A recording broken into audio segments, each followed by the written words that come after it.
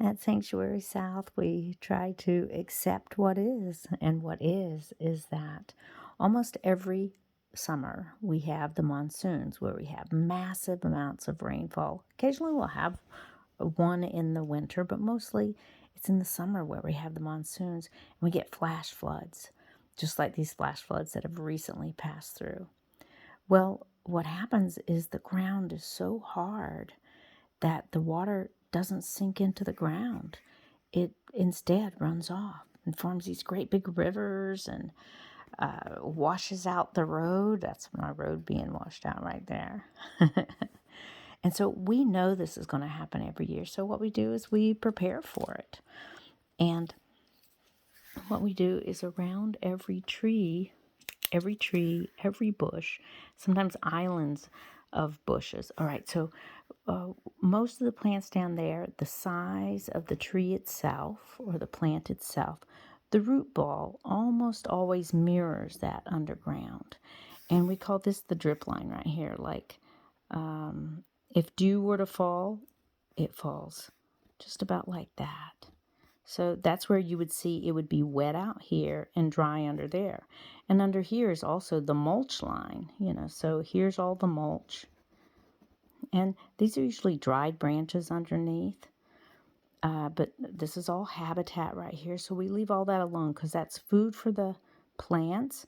And it's also habitat for all kinds of animals like the lizard that eats the ants and quail, rabbit, burrowing owl. We have so many community members that live under here that depend on this. So we never trim, we never prune. In Babylon, they tell us to prune.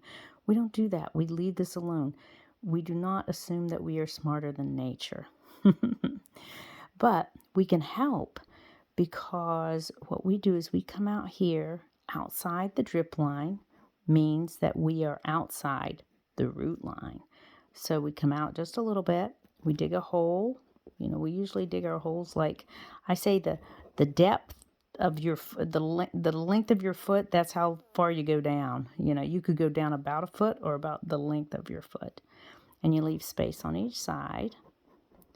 So if you had to, you could stick one foot on either side, pee in that hole, or you could even poo in that hole if you wanted. These are all just ornamental plants. They're not vegetables or anything.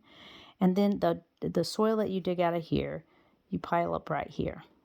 And that way, when you've got an apple core, you toss it in there and you kick a little dirt over there. You want to do it right away because you don't want to leave this open. You're going to get flies. If you've got banana peels, you'll get bugs and bees and flies and even mice. You don't want that. You always want to cover it up. So what we do is we save our compost inside until we got a bucket full. Then we bring it out here and then we cover it up. And at first, it looks like this. We've got a mound where this dirt came back over to here, and we've got a mound. Now, we don't press it down. It's just lightly laying on top of there. And you've got, so that animals can't smell it, bugs can't smell it. You've got lots of room for oxygen in there, and you've got your biodegradable composting food and waste in here. And so then we come back and we pour our gray water in here.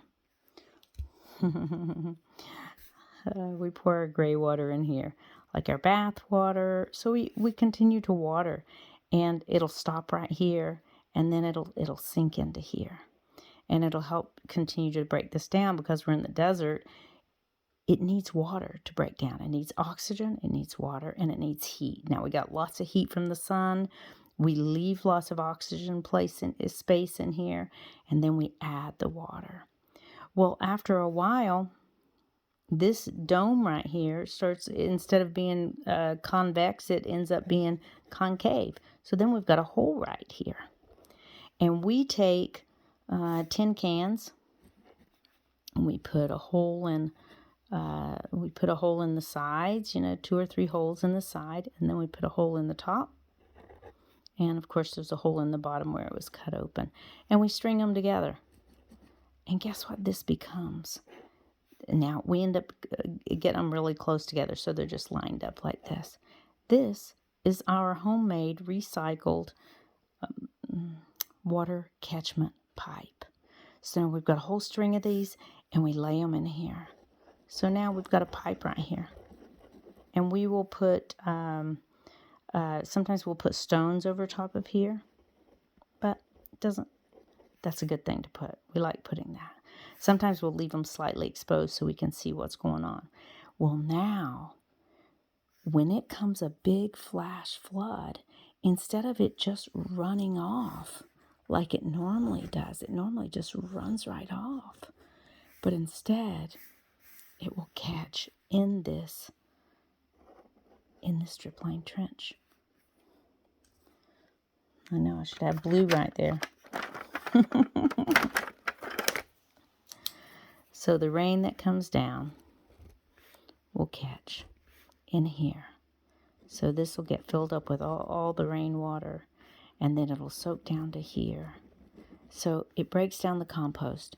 It catches the water to water the plants, and then the plants give us more leaves, more shade, and cooler temperatures. So we love the rain. We await the rain, but we also prepare for the rain. So when this big storm came, we didn't care. We were happy. So, and because people will come in and they'll have a camp and they'll flatten it out. They'll knock down these bushes, which is going to make it hotter. It's also going to make you overrun with ants and flies and stuff like that. And then when the land is flat, you're going to have puddles of water, or you're going to have, a lot of runoff. And so we try to make it where all the rain that falls inside of our camp stays inside of our camp. It waters all kinds of trees and plants, and it doesn't wash out the road or the driveways around our camp. And that is how we work in harmony with nature. See, that's a root system down here. Every leaf matters. We have a mutalistic symbiotic relationship with the trees. What we exhale, they breathe in, they take in. And what they exhale, they transpire and stuff. What they breathe out, we breathe in. So every leaf matters, not only for our breath, but also to cool us down and to bring rain. Rain does not bring the trees bring the rain. Happy rainfall.